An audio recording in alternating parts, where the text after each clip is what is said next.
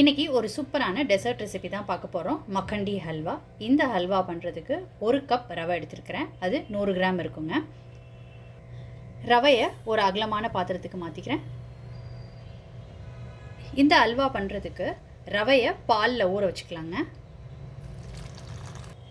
பால் 1.5 cup சேர்த்துக்கிட்டு இருக்கேங்க. எந்த கப்பில் ரவை எடுத்தீங்களோ அதில் 1.5 கப் பால் சேர்த்துக்கோங்க. இதை நல்லா கலந்து விட்டுக்கலாம்.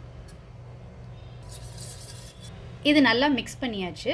இதை ஒரு 10 நிமிஷம் ஊற வச்சு எடுத்துக்கலாம். இப்போ ஹல்வா செய்ய ஸ்டார்ட் பண்ணிக்கலாங்க. ஒரு கடாயில் நெய் விட்டுருக்குறேன்.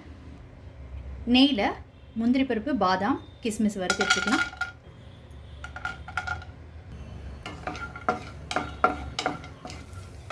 வறுத்ததை ஒரு பிளேட்டுக்கு மாற்றிக்கலாம். கடாயில் திரும்ப 2 டேபிள் ஸ்பூன் நெய் சேர்த்துக்கிறேன். இந்த நெய்யில் சுகர் சேர்த்துக்கிறேங்க. 50 கிராமு. நான் 50 கிராம்ஸ் சேர்த்துருக்குறேங்க.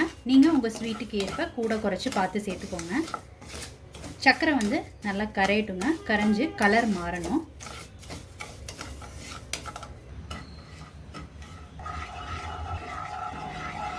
சேர்த்துருந்த ஜீனி கரைஞ்சி கலர் சேஞ்ச் ஆயிடுச்சுங்க.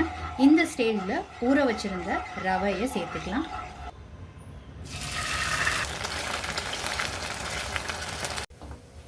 இந்த ரெசிபிக்கு நெய் கொஞ்சம் அதிகமாக தேவைப்படுங்க.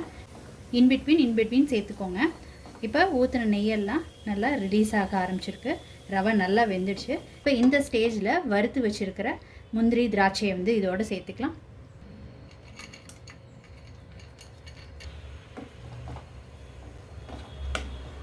நல்லா கலந்து விட்டுட்டாச்சு. இப்போ இறக்கிடுறாங்க.